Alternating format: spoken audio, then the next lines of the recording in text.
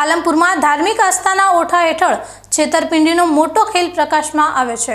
ચાલો હરિદ્વાર ફ્રી સેવા નામે લોભામણી લાલચ આપી 140 શ્રદ્ધાળુઓ પાસેથી લાખો રૂપિયા ખંખેરી લેનારા ભેજાબાજોને આખરે પોલીસે દબોચી લીધા છે। પાલનપુર શહેરમાં યાત્રાધામ હરિદ્વાર લઈ જવાની લાલચ આપીને નિર્દોષ શ્રદ્ધાળુઓ સાથે અંદાજે 7 લાખ રૂપિયાની છેતરપિંડી આચરવામાં આવી છે। ભેજાબાજોએ ચાલો હરિદ્વારા ફ્રી સેવા નામે પત્રિકાઓ અને વોટ્સએપ મેસેજ દ્વારા એવો પ્રચાર કર્યો હતો કે એસી સ્લીપર બસમાં હરિદ્વાર લઈ જઈ રહેવા જમવાની ફ્રી સુવિધા અપાશે।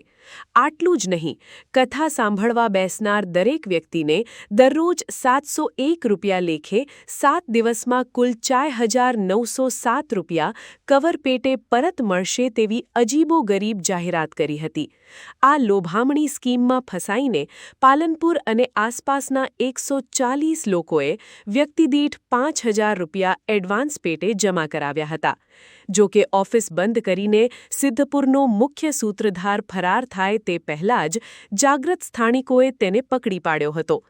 આક્રોશિત લોકો ફોર્મ અને પાવતી બુક સાથે પોલીસ મથકે પહોંચ્યા હતા, જ્યાં મહિલાઓએ ઝડપાયેલા યુવકનો ઉધેડો લઈ પોતાના નાણાં પરત મેળવવા અને કડક સજાની માંગ કરી હતી।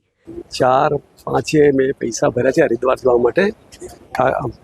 પેપરમાં પેમ્પલેટ પણ હતું અને પેમ્પલેટના હિસાબે અમે પૈસા ભર્યા છે, પણ શું છે કે અમને એવું લાગ્યું કે આ ખોટું જ લાગે છે, પણ છતાંય અમે પૈસા આજે લેવા જવાના હતા, પણ આ લોકોને પોલીસ સ્ટેશનમાં લાવી દીધા। એ લોકોએ કેટલા પૈસા હતા?